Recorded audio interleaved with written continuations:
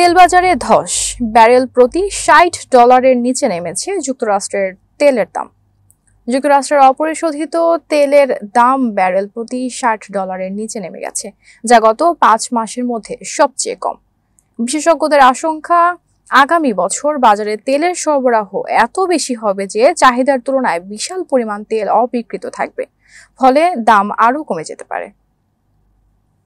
এদিকে যুক্তরাষ্ট্র ও চীনের মধ্যে বাণিজ্য যুদ্ধ ও পরিস্থিতি আরও খারাপ করে তুলেছে। দুই দেশ একে অপরের উপর কর, ফি ও বাণিজ্যিক নিষেধাজ্ঞা আরোপ করায় বাজারে অস্থিরতার সৃষ্টি হয়েছে। বর্তমানে WTI তেলের দাম $58.27 এবং ব্রেন্ট তেল $62.04 প্রতি ব্যারেল। আন্তর্জাতিক জ্বালানি সংস্থা IEA বলেছে, আগামী বছর প্রতিদিন 4 মিলিয়ন ব্যারেল অতিরিক্ত তেল উৎপাদন হতে পারে। ব্যাংক অফ আমেরিকা জানিয়েছে, এই বাণিজ্য যুদ্ধ চলতে থাকলে তেলের দাম $50 নিচেও নেমে যেতে পারে।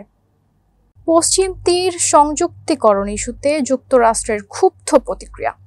হোয়াইট হাউস আশঙ্কা করছে, ইসরায়েলের সাম্প্রতিক বক্তব্য ও পদক্ষেপ, বিশেষত অর্থমন্ত্রী স্মোট্রিচের সৌদি আরব সম্পর্কিত মন্তব্য এবং গাজায় তুর্কি সেনা মোতায়েনের প্রস্তাব প্রত্যাখ্যান গাজা চুক্তিকে বিপন্ন করতে পারে।